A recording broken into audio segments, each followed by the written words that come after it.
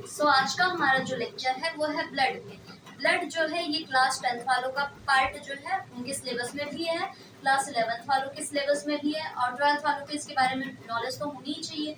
और जो MSc first semester में जाएंगे उनमें जो सिलेबस है उसका पार्ट भी ब्लड है, जो थोड़ा सा हाई लेवल का होगा। जो पीजीटी एग्जाम की प्रिपरेशन कर रहे हैं, टीजीटी एग्जाम की प्रिपरेशन कर रहे हैं, उनके लिए भी ये लेक्चर बहुत ज़्यादा इम्पोर्टेंट होने वाला है। तो चलिए स्टार्ट करते हैं। ब्लड ब्लड क्या है?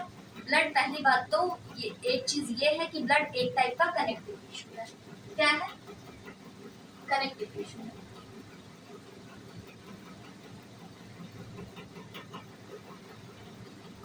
ऐसा मैंने क्यों कहा कि ये कनेक्टिव टिश्यू है? देखिए दो पॉइंट है इसके लिए कि इसको ये कहा जा रहा है कि ये कनेक्टिव टिश्यू है। पहला पॉइंट ये कि ये जो है मेसोडर्मल इनऑर्जिन है। मेसोडर्मल इनऑर्जिन का मतलब क्या है? जैसे देखिए, जब एक बच्चा, एक चाइल्ड जो है अपनी माँ के ऊम में जब डेवलप कर रहा होता है, वो 3 प्लेट की तरह होता है। 3 प्लेट कौन कौन से होते हैं? एक होता है एक्टोडर्म, एक होता है एंडोडर्म, एक होता है मेसोडर्म। तो जो नीचे वाली होती है उसको कहते हैं एंडोडर्म, जो सबसे अंदर की तरफ होती है। इंडो मतलब होता है बायोलॉजी में अंदर, ठीक। जो मीजो होती है वो मिडल में होती है। मीजो मतलब होता ही है मिडल में, सो मीजोडर्म। और जो सबसे बाहर वाली लेयर होती है उसको कहते हैं एक्टोडर्म। ये क्या है? ये तीनों की तीनों एक जर्म लेयर। क्या है ये? Germ layer.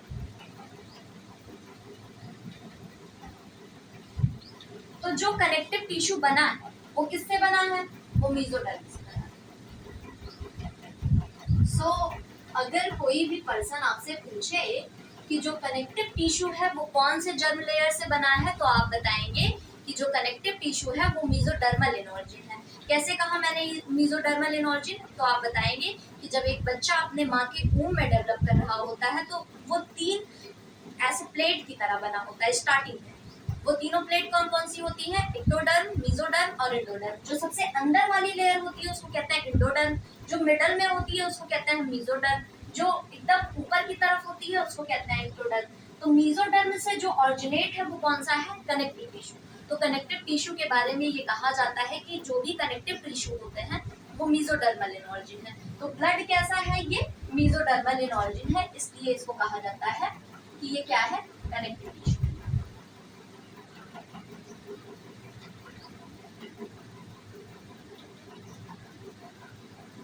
तो आपको ये बात समझ में आई होगी।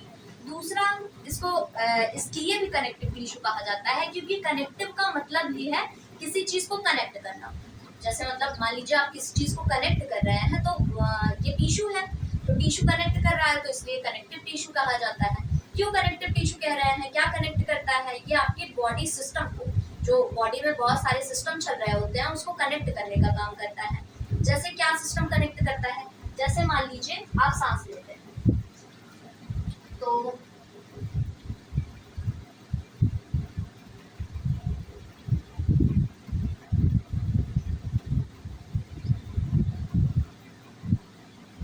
थोड़ा सा डायग्राम बना देते हैं तो आपको ज्यादा एग्जैक्ट समझ में आएगा।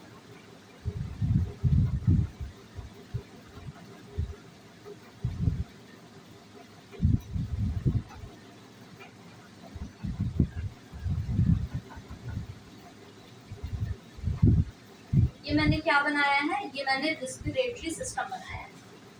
देखिए ये क्या है? ये आपका नोज है। नोज में जो होल पाए जाते हैं उसको कहते हैं नॉस्ट्रिल, ठीक। नॉस्ट्रिल है। यहाँ पर जो ये है इसको बोलते हैं नेजल कैविटी। नेजल कैविटी कहते हैं इसको। क्या कहते हैं इसको? फैरिंक्स। मिटा देते हैं, इसको कहते हैं फैरिंक्स। फैरिंक्स के बारे में एक बहुत इंपॉर्टेंट बात कही जाती है कि pharynx is a common passage of food and oxygen. मतलब जो आपका फूड है, जैसे आपने भोजन किया तो ये भी यहीं पर आया ना, तो ये रीजन मान लीजिए। तो भोजन किया आपने, वो भी यहीं पर आया। जो आपने ऑक्सीजन लिया यहाँ से, नोज से, वो भी कहाँ आया? फेरेंस में आया, तो इसलिए कहा जाता है कॉमन पैसेज, मतलब एक कॉमन सा रास्ता है जिसमें से होकर ऑक्सीजन भी गुजरता है और क्या गुजरता है, फूड भी गुजरता है। तो इसके लिए एक इम्पोर्टेंट पॉइंट लिख लेंगे कि it is a common passage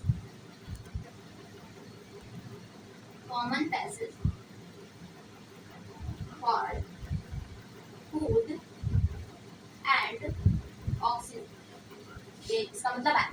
ठीक, तो आपने ऑक्सीजन लिया यहाँ से नॉस्ट्रल से, कहाँ गया, नेजल कैविटी या नासोफेरेंस, उसके बाद फेरेंस में गया, उसके बाद ट्रैकिया में गया, उसके बाद ट्रैकिया जो है ब्रोंकाई में टूट गई, ब्रोंकाई में प्राइमरी सेकेंडरी टर्शियरी। तो जब आप रेस्पिरेटरी सिस्टम पढ़ेंगे तो पढ़ेंगे। और उसके बाद कहाँ गया, लंग्स में। लंग्स में ऐसे बहुत सारी ऐसे बबल शेप की स्ट्रक्चर पाई जाती है जिसको कहते हैं एल्वोलाई।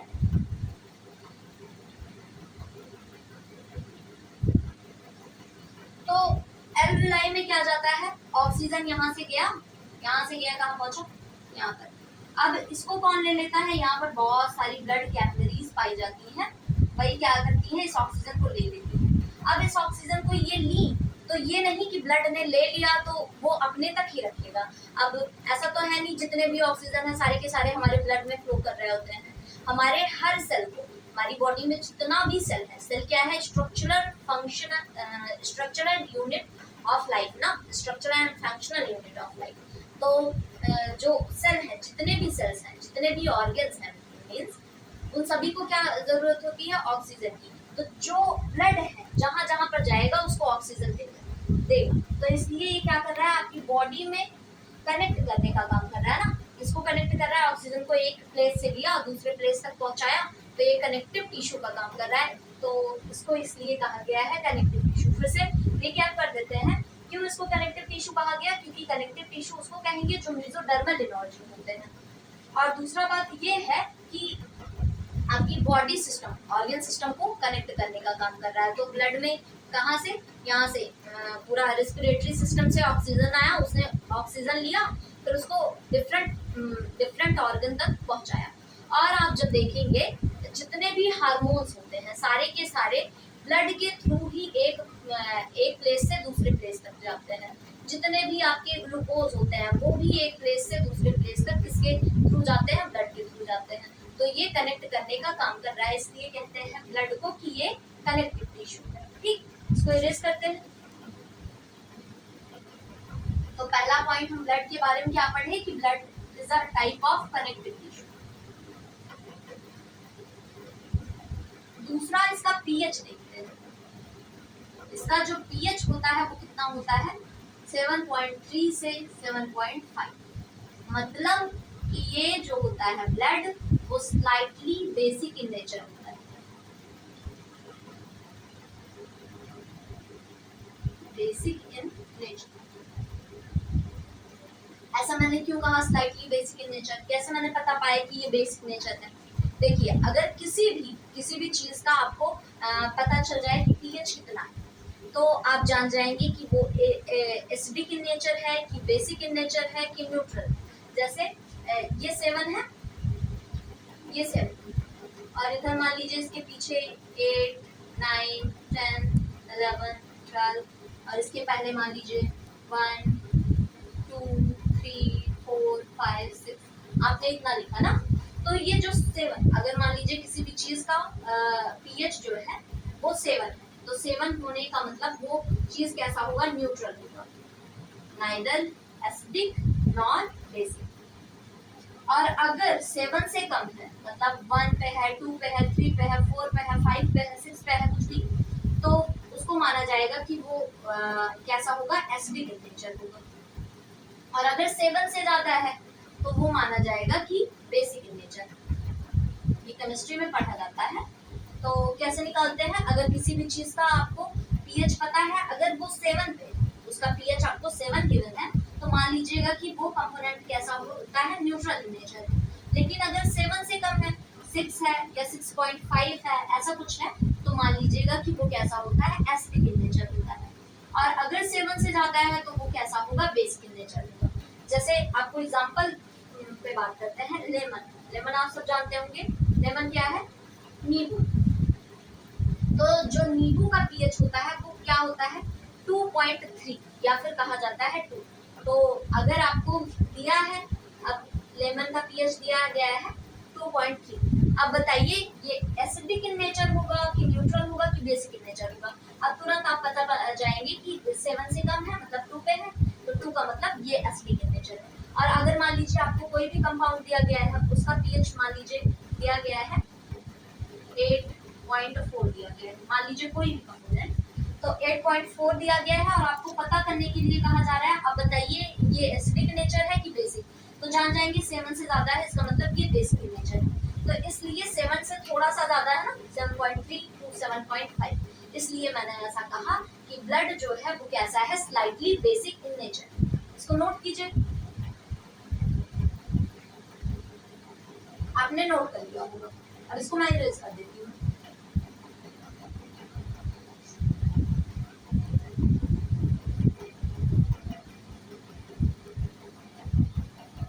देखिए इतना तो नॉर्मल पर्सन का पीएच है, लेकिन अगर मान लीजिए कोई भी केस हुआ, कोई भी केस आपने बहुत ज्यादा ऐसा कुछ खा लिया कि आपको एसिडिटी हो गई, तो मतलब उसका एसिडिक नेचर जो है उसका पीएच क्या है, बढ़ गया है। कि आपके पास कंडीशन क्या है, you have a condition that you have eat something and your pH will increase। तो क्या हुआ है, pH increase कर गया है। तो pH increase होने के लिए एक टर्म यूज होता है, उसको कहते हैं एसिडोसिस। तो आपने मतलब कुछ ऐसा खाया जिसकी वजह से आपकी बॉडी में pH बढ़ गया, मतलब 7.3 जो था 7.5 था, 7.3 से 7.5 जो था वो कैसा हो गया, वो बढ़ गया। तो बढ़ गया तो उससे एक डिजीज कॉज होगी, उस डिजीज का नाम क्या है, एसिडोसिस। ठीक, इसको बताते हैं। अब हम बात करते हैं ब्लड के कंपोनेंट। क्या हम बात करेंगे, बताते हैं। हेडिंग है कंपोनेंट ऑफ,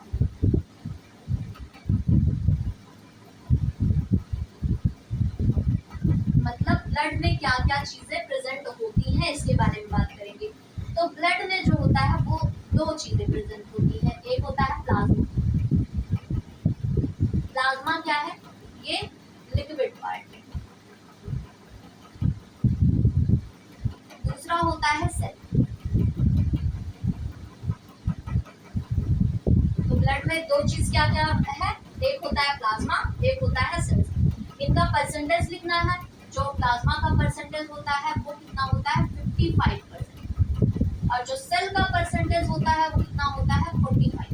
मतलब 100 टोटल होता है तो 55 इसका हुआ, तो 100 में से 55 माइनस कर देंगे, कितना आएगा, 45। प्लाज्मा में जो है 2 चीजें होती है, कौन कौन सी चीजें होती हैं, एक होता है वाटर, दूसरा होता है सॉलिड। वाटर कितना होता है, इसका परसेंटेज कितना है, ये होता है 90 से 91%। और ये कितना होता है, ये होता है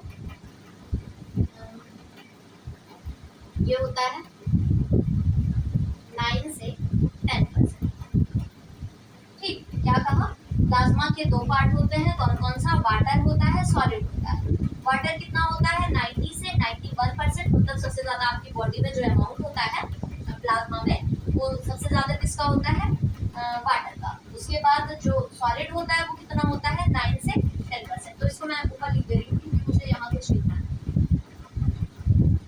ठीक, सॉलिड में भी कुछ पार्ट होता है, जैसे ऑर्गेनिक पार्ट होता है,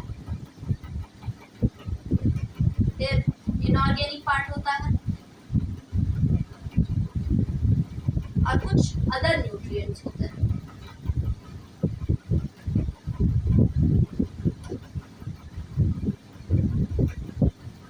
देखिए ऑर्गेनिक मतलब जब ऑर्गेनिक केमिस्ट्री पढ़ते हैं उसमें क्या क्या आता है, जैसे तो वैसे को रिलेट करने की कोशिश कीजिएगा। तो ऑर्गेनिक में क्या क्या आएगा, जैसे आपका आएगा कैल्शियम, आपके ब्लड में कैल्शियम प्रेजेंट होता है ना, सोडियम, जो भी आप खाते हैं नमक उसमें NaCl होता है ना, तो सोडियम, फिर पोटेशियम, ये सारे के सारे ये सारे के सारे क्या है, ऑर्गेनिक कंपोनेंट है। इनऑर्गेनिक कंपोनेंट में क्या आएंगे, इनऑर्गेनिक कंपोनेंट्स में भी बहुत सारी चीजें आएंगी, जैसे आपका इसमें मेजरली क्या आएगा, प्रोटीन्स आएंगे, प्रोटीन्स आएंगे।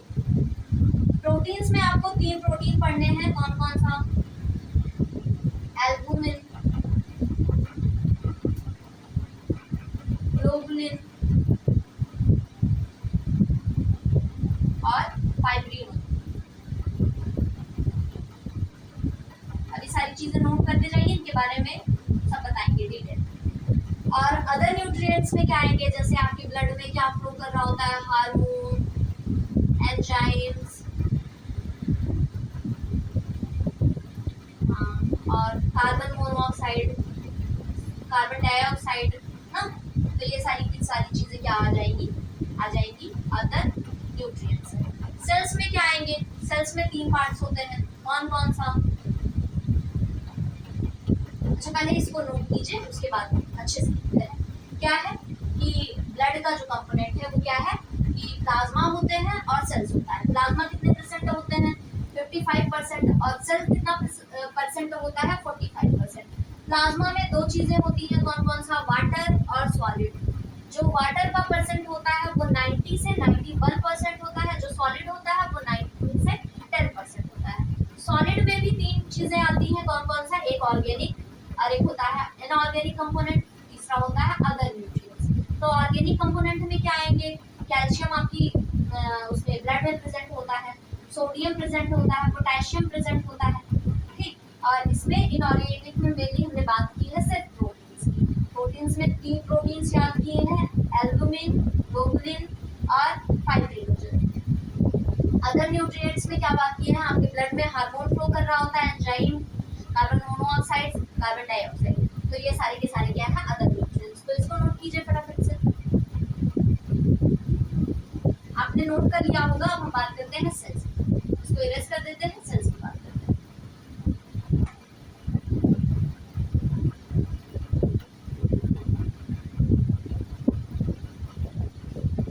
देखिए सेल कितना परसेंट है? 45% है। तो सेल में 3 चीजें होती हैं, क्या क्या? WBC, RBC और प्लेटलेट्स।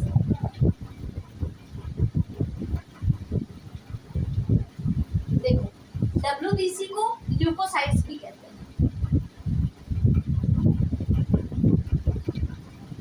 नाम याद रखिएगा। RBC को कहते हैं इरिथ्रोसाइट।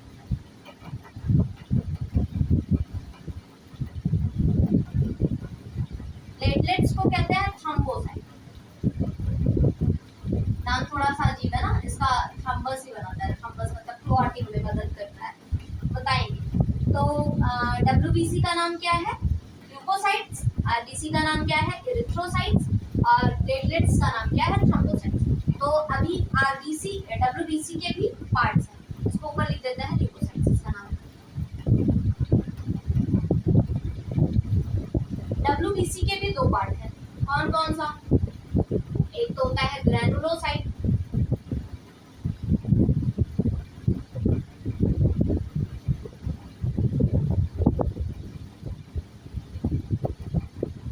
और एक होता है ए ग्रैनुलोसाइट।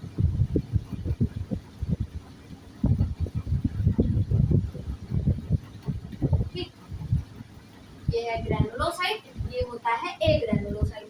अब ग्रैनुलोसाइट और ए ग्रैनुलोसाइट का मतलब क्या है? ग्रैनुलोसाइट का मतलब क्या है? जो भी चीज है उसमें क्या होगा?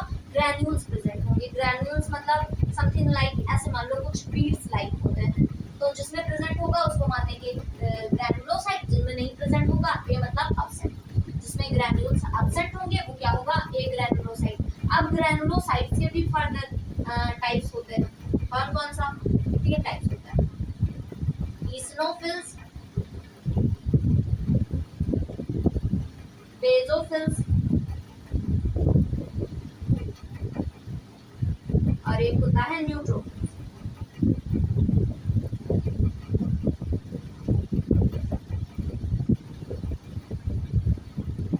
ठीक, एक ग्रैनुलोसाइट्स में 2 आते हैं, एक आता है लिम्फोसाइट्स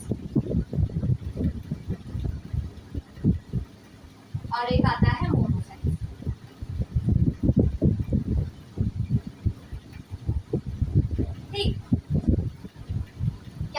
बताया कि सेल्स में 3 पार्ट आते हैं, कौन कौन सा, WBC, RBC और प्लेटलेट्स। एक्चुअली ना WBC के बारे में अभी बहुत अच्छी चीजें पढ़ेंगे कि आपकी बॉडी का जो मतलब आपकी बॉडी को सेव करने का काम कौन करता है, WBC के जो है 2 टाइप्स हैं फर्दर, कौन कौन सा, ग्रैनुलोसाइट मतलब जिसमें ग्रैन्यूल्स प्रेजेंट होंगे, और ए ग्रैनुलोसाइट मतलब जिसमें ग्रैन्यूल्स एब्सेंट होंगे। जिसमें ग्रैन्यूल्स प्रेजेंट होंगे वो 3 है, कौन कौन सा, इस्नोफिल्स और बेसोफिल्स और तीसरा न्यूट्रोफिल्स। तो ये पहला हुआ, ये दूसरा हुआ, ये तीसरा हुआ। और ए ग्रैनुलोसाइट्स में भी 2 हैं, कौन कौन सा, लिम्फोसाइट्स और मोनोसाइट्स। अब इसको मिटा देते हैं, इसको नोट कीजिए। आई होप आपने नोट कर लिया होगा। अब चलते हैं एक एक चीज की बात करते हैं।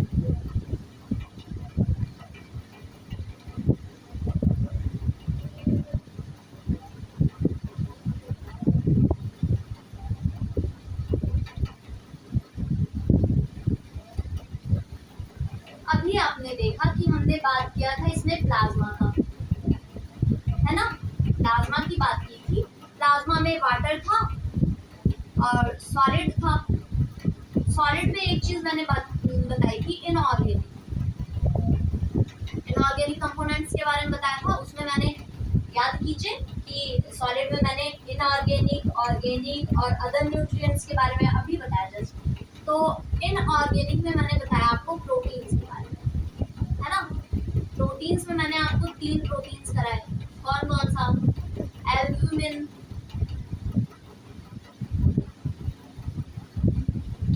ग्लोब्यूलिन और फाइब्रिनोजन।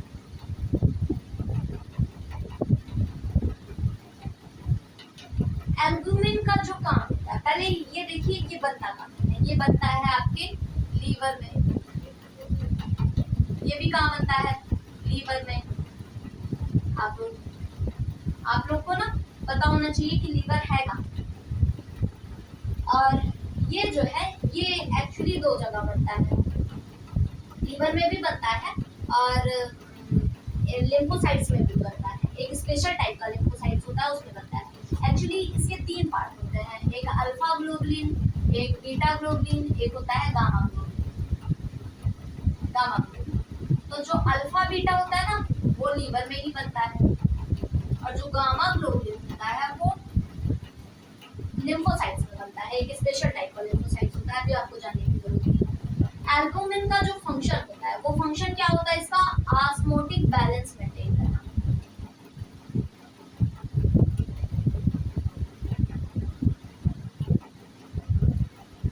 ऑस्मोटिक बैलेंस मेंटेन करना। अब आपके दिमाग में क्वेश्चन आ रहा होगा कि ऑस्मोटिक बैलेंस क्या है। जैसे मान लीजिए ये एक कैपिलरीज मान लीजिए, आर्टरीज मान लीजिए। अभी मान लीजिए ये क्या है, कैपिलरीज क्या होती हैं कि जिसमें आपका ब्लड फ्लो कर रहा होता है ना। तो आर्टरी के बारे में सब लोग सुने होंगे, आर्टरी मतलब धमनी। आर्टरी जो होती है, यहाँ बता देते हैं, ये मान लीजिए आर्टरी है। सबसे पहले तो आती है एओर्टा,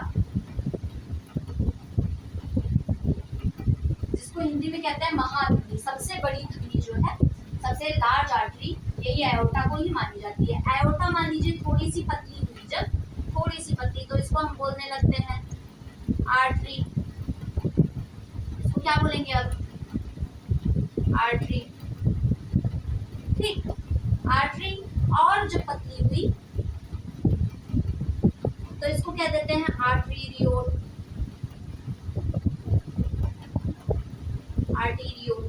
आर्टीरियोल थोड़ी सी और पतली हुई तो इसी को क्या कहती है, कैपिलरीज।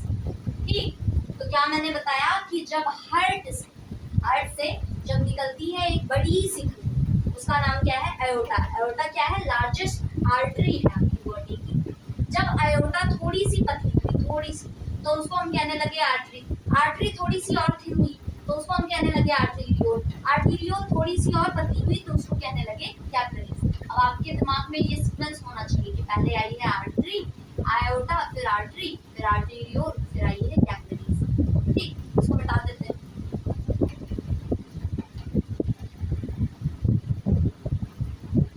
कैपिलरीज में या आर्टरी में या आयोटा में जिसकी बात करते हैं, उसमें क्या फ्लो कर रहा होता है, ब्लड। ब्लड में लिक्विड पार्ट भी होते हैं। अभी मैंने बताया लिक्विड पार्ट ही क्या है, प्लाज्मा। प्लाज्मा क्या है, लिक्विड पार्ट। तो इसमें लिक्विड होते हैं। अब इसमें जो है ना, जब ब्लड फ्लो कर रहा होता है आर्टरी में, तो अच्छे खासे प्रेशर से फ्लो कर रहा होता है। जैसे मान लीजिए अभी कोई पाइप है, उसमें पानी फ्लो कर रहा है, तो अगर पाइप में प्रेशर ना रहे, देखते हैं ना कितनी प्रेशर से जो है वाटर फ्लो कर रहा होता है पाइप में, तो अगर पाइप में प्रेशर ना रहे तो वाटर कभी भी फ्लो नहीं करेगा।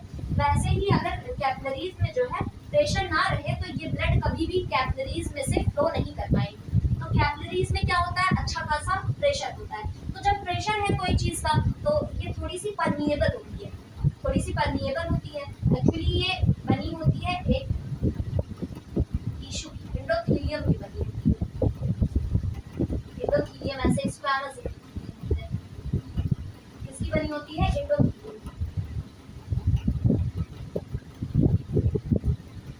तो ये अपने में से ना कोई चीज एक्सचेंज होने के लिए एक्सचेंज होने देते हैं। तो यहाँ से क्या आता है, मान लीजिए प्रेशर अच्छा खासा है, तो इसमें से क्या होता है, थोड़ा सा लिक्विड बाहर आता है। तो मान लीजिए यहाँ से क्या हुआ, कुछ लिक्विड बाहर आया। लेकिन ऐसा तो होता, तो इतना अच्छा खासा प्रेशर होता है, तो सारा का सारा उसमें जितना लिक्विड होता है वो सारा का सारा बाहर आ जाता ना। लेकिन आता तो नहीं है ना, ऐसा तो नहीं होता है आपके ब्लड में जितना वाटर है सारा का सारा बाहर आ जाए, ऐसा कभी नहीं होता है। तो इसमें वाटर जो है या लिक्विड जो है वो रिटेन रहता है। किसकी मदद से रिटेन रहता है, इसी एल्बुमिन की वजह से। इसी एल्बुमिन की वजह से क्या रहता है, यहाँ पर वाटर बना रहता है, मतलब वाटर यहीं पर रुका रहता है। मतलब जहाँ भी एल्बुमिन जाएगी वहीं पर उसका लिक्विड पार्ट फ्लो करेगा। तो एल्बुमिन क्या है, एक टाइप का प्रोटीन है। तो प्रोटीन जो होता है ना, वो बहुत बड़े मॉलिक्यूल्स होते हैं, बहुत बड़े मॉलिक्यूल्स होते हैं। ऐसे समझो जैसे आप सबने माला देखा होगा ना, माला में क्या होता है, बीड्स होते हैं, मोती होती है ना। तो मोती क्या है, छोटे छोटे हैं, छोटी छोटी मोती मिलकर क्या बनाती है, बड़ी सी माला बनाती है। वैसे ये प्रोटीन जो है बड़ी सी माला है, वो छोटी छोटी मोती जैसी चीजों से बनी होती है। वो मोती क्या होती है, अमाइनो एसिड्स। तो बहुत सारे जब अमाइनो एसिड्स ऐसे ही जुड़ जाते हैं, बहुत सारे अमाइनो एसिड्स, जैसे उसमें मोती जुड़ी हुई थी ना माला में, वैसे ही बहुत सारे अमाइनो एसिड्स जुड़ जाते हैं, तो वही क्या बना देते हैं, प्रोटीन। अब इसको हम क्या कहेंगे, प्रोटीन। तो कहा जाता है कि प्रोटीन जो है एक टाइप का पॉलीमर, क्या है ये, पॉलीमर। और जो अमाइनो एसिड्स है ये क्या है, मोनो।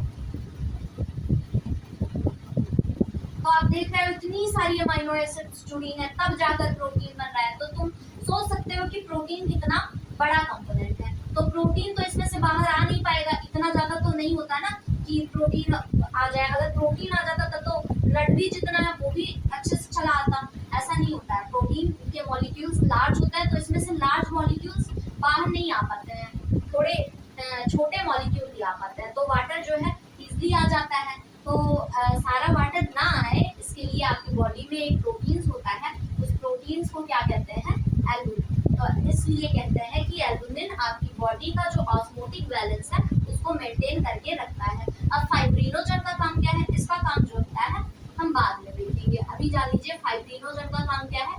फाइब्रिनोजन का काम जो होता है, इसको मिटाते हैं,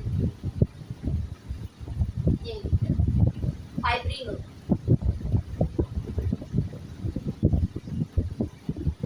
फाइब्रिनोजन का काम क्या होता है, ये ब्लड क्लॉटिंग में मदद करता है।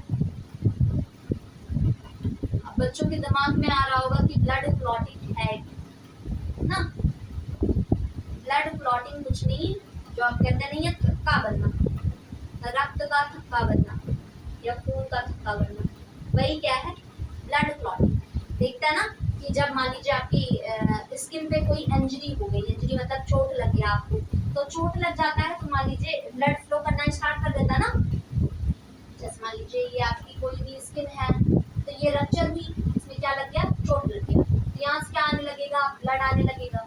तो लेकिन ऐसा तो नहीं होता ना, एक टाइम बाद ब्लड फ्लो करना बंद कर देता है। ऐसा तो नहीं है ना कि एक बार आपको चोट लग गई तो हमेशा आपका ब्लड फ्लो कर रहा होता है, ऐसा नहीं होता। ऐसा एक डिजीज में होता है, उस डिजीज का नाम है हीमोफीलिया। हीमोफीलिया में क्या होता है, हीमोफीलिया में अगर जैसे मान लीजिए किसी भी इंडिविजुअल को कहीं पर भी कट लग लग जाए, कोई भी इंजरी हो जाए, तो उसका जब ब्लड फ्लो कर रहा होता है ना, तो उसका ब्लड फ्लो करना कभी भी बंद नहीं होता, उसका ब्लड जो है कॉन्टिन्यूसली फ्लो कर रहा होता है, तो वो रुकता नहीं है। उस टाइम पे उसको एक डिजीज हुई रहती है जिसको कहते हैं हीमोफीलिया। लेकिन नॉर्मल ऑर्गेनिज्म में क्या होता है, कटलरी ब्लड फ्लो कर रहा है, एक टाइम बाद ब्लड फ्लो करना बंद कर देता है। क्यों? क्योंकि यहाँ पर रक्त का फिक्का बन जाता है। तो रक्त का फिक्का किसकी वजह से बनता है? फाइब्रिनोजन की वजह से। तो फाइब्रिनोजन एक्चुअली ना ये अभी इनएक्टिव है, अभी ये कोई काम नहीं कर सकता, ये बच्चे की तरह है। जैसे बच्चा होता है ना,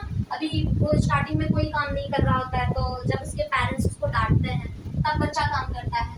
तो फाइब्रिनोजन एक्चुअली इसी तरह है कि अभी ये छोटे से बेबी की तरह है, मतलब इनएक्टिव है। जब तक इसको कोई एक्टिवेट नहीं करेगा, कुछ एक्टिवेट करता है बाद में बताएंगे जब ब्लड क्लॉटिंग इसी में पढ़ेंगे, तो जब तक इसको एक्टिवेट नहीं किया जाता तब तक ये एक्टिव फॉर्म में कन्वर्ट नहीं होता। जब एक्टिव फॉर्म में कन्वर्ट होगा तो वो बनाएगा फाइब्रिन। फाइब्रिन क्या है? फाइबर। फाइबर ऐसे धागे की तरह, थ्रेड की तरह थोड़े से होते हैं, ऐसे ऐसे क्या कर देते हैं, फाइबर बना देते हैं, और ब्लड का जो आरबीसीज है, डब्ल्यूबीसी है, इसी में फंस जाते हैं, तो निकल नहीं पाते हैं, और ब्लड का फ्लो करना जो है बाहर की तरफ वो बंद हो जाता है। इसको नोट कीजिए। तो क्या क्या बात की? बात ये हुई कि प्लाज्मा होते हैं, प्लाज्मा में क्या होता है? वाटर होता है, प्रोटीन होता है। प्रोटीन में हमने देखा कि एल्बुमिन होते हैं, ग्लोबुलिन होते हैं, फाइब्रिनोजन होते हैं। एल्बुमिन की बात की हमने कि ऑस्मोटिक बैलेंस मेंटेन करता है। ऑस्मोटिक बैलेंस मेंटेन करने का मतलब क्या होता है? ये प्रोटीन है, प्रोटीन लार्ज मॉलिक्यूल है क्योंकि वो अमाइनो एसिड से जुड़ के बने हैं। तो ये जब ब्लड में रहेंगे ना, तो इतने लार्ज कंपोनेंट हैं, तो कैपिलरीज में से ये बाहर नहीं आ पाते हैं। तो जब ये बाहर नहीं आ पाते हैं, तो ये किसको पकड़ के रखते हैं? ये पकड़ के रखते हैं वाटर, अपने फ्रेंड को पकड़ के रखते हैं। ऐसे याद कीजिए कि एल्बुमिन का फ्रेंड जो है वो क्या है? वाटर। तो इसको पकड़ के रखता है कि जब मैं जाऊंगा तभी तुम जाना, तो खुद भी नहीं जाता और वाटर को भी जाने नहीं देता, इसलिए कहा जाता है कि ये ऑस्मोटिक बैलेंस मेंटेन करता है। दूसरी बात कही हमने कि फाइब्रिनोजन होता है। फाइब्रिनोजन का काम क्या होता है कि पहली बात तो ये बना लीवर में है, और ये क्या करता है? आपके ब्लड क्लॉटिंग में मदद करता है। ठीक, इसको नोट कीजिए। आई होप आपको इतनी बातें समझ में आई होंगी, इतनी बातें समझ लीजिए। अभी इसमें बहुत सारा पढ़ना है। क्या पढ़ना है? जैसे ब्लड का फंक्शन क्या है, अभी आरबीसी के बारे में आपको पढ़ना है, डब्ल्यूबीसी के बारे में पढ़ना है। तो इन सब चीज़ों के बारे में बाद में बात करेंगे। अगर वीडियो पसंद आया हो तो वीडियो को लाइक कीजिए, चैनल को